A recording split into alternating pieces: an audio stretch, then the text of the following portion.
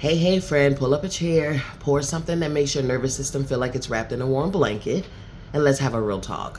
No elite astrological gatekeeping today. No, we just need to talk about Chiron, the cosmic wounded healer, and why it's currently parked in Taurus, making us all look at our bank accounts, our body issues, and our hyper independent bullshit like, oh, so this is where the trauma lives.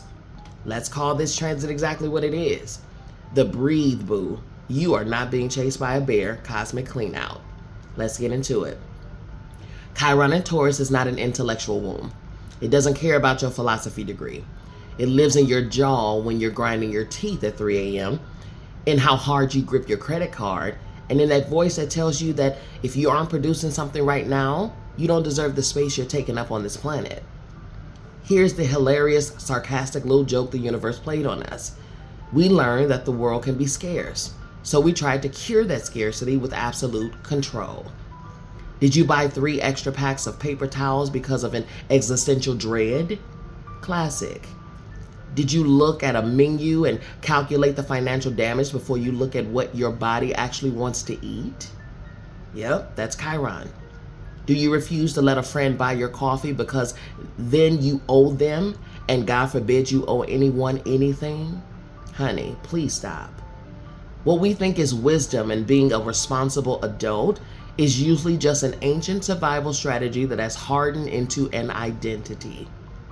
We aren't building stability, people. We're just bracing for impact. Real stability isn't having $10 million in your bank and a perfectly toned body, though. Let's be honest, it sounds nice, right? Real stability is being able to sit in uncertainty without completely losing your mind. We prefer our hypervigilance because it feels safer than surrendering. If you stay anxious, nothing can surprise you, right? Wrong. You're just miserable and prepared. Healing this Taurus wound means learning to receive without immediately calculating the emotional or financial tax. It means eating a piece of cake without turning your body into a metabolic math project. It means resting before your body literally shuts down and forces you to do so. Here's where this heavy hidden energy is throwing bricks at your specific glass houses. Listen for your sun, your moon, your rising, and your Venus to see exactly where you need to soften. Aries. Your second house needs to soften, my love. That is the house of money, assets, and self-worth.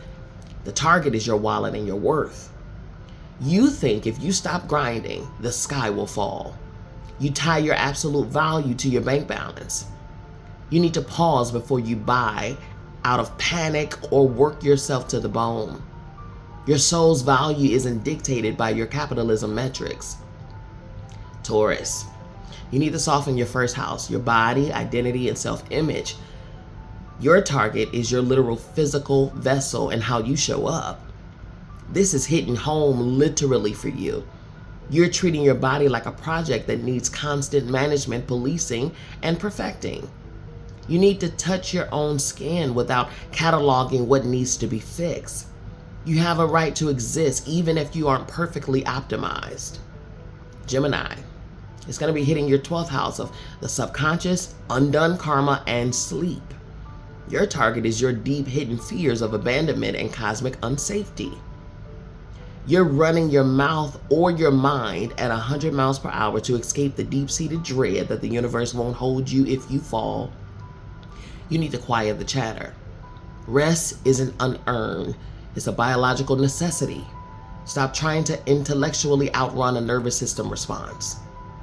Cancer. It's going to soften your 11th house of friendships, networks, and belongings. Your target is your inner circle and social safety. You want community, but you're terrified that if you show your messy parts, you'll be kicked out of the tribe. You try to be useful so they keep you around. You need to let someone help you without keeping a mental ledger of the debt. True belonging cannot be earned or bartered for. Leo, this is going to soften your 10th house of career, public reputation, and legacy. Your target is your titles, status, and external validation. If you aren't the shining, successful star, you feel invisible and unsafe. You confuse your professional output with your right to take up space. You need to step off the stage for 5 minutes. Who are you when you aren't performing or succeeding? Go find that person. Virgo, this is going to soften your ninth house of belief systems, higher learning, and control of the future. Your target, your need to know everything before it happens. You mistake micromanaging the future for faith. You think if you plan perfectly enough, life can't hurt you. You need to sit with the concept of not knowing. The cage you built out of schedules and strict ideologies is keeping out the magic, my love. Libra, it's going to soften your 8th house of intimacy, shared resources, and deep shadows. It's going to target your vulnerability and letting people in. Intimacy feels deeply unsafe because it asks your body to soften. You'd rather keep things beautiful, superficial, and safe so no one can see the cracks. You need to soften. Let the messy, untamed reality of deep connection in. True intimacy requires risking the discomfort of being truly seen.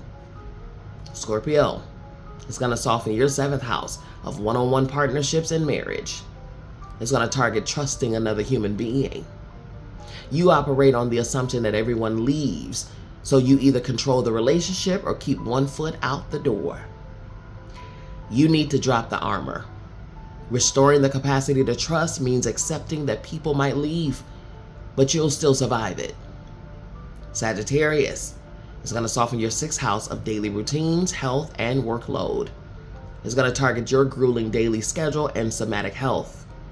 You're treating your daily routine like a military boot camp because disorder feels like danger. You escape into busyness.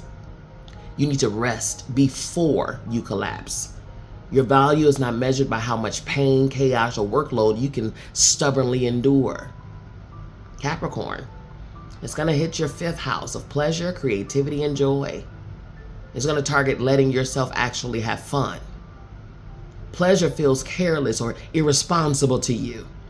You try to monetize your hobbies or turn play into a competitive sport. You need to do something completely useless just because it feels good. Allow beauty into your life without needing to own it, label it, or put it on a spreadsheet. Aquarius is going to soften your 4th house of home, family, and foundations. It's going to target your childhood foundations and emotional security.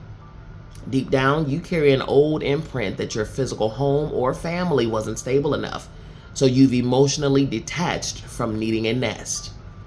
You need to allow your home space to be a soft landing pad for you, not a defensive bunker. Heal the inner child who learned to survive by needing nothing from anyone. And lastly, Pisces is going to soften your 3rd house of local community, communication, and mindset. It's going to target how you speak to yourself and interact daily.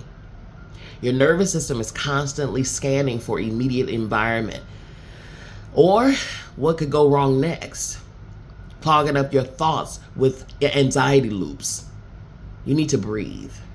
Ground your feet into the literal dirt. Stop letting your brain construct disaster scenarios just to keep you prepared. Now, here's everyone's homework. The next time you feel that frantic urge to clean, hoard, restrict your food, check your bank account for the 5th time today, or work until your eyes bleed, take a sacred pause. Take a beat. Don't fixate on the money or the body. Look at the trembling, scared to death feeling underneath all that management. Sit with it. Feel the feels. Tell it that it's safe now, because it is. We're in this together, people. Don't forget to breathe. Chiron and Taurus. You can't out-earn, out-diet, or out-schedule your survival anxiety. The cosmic wounded healer is forcing us to drop the hyper-independence and remember that we are allowed to exist, rest, and eat without having to prove our worth first. It's time to let your nervous system step off the hamster wheel.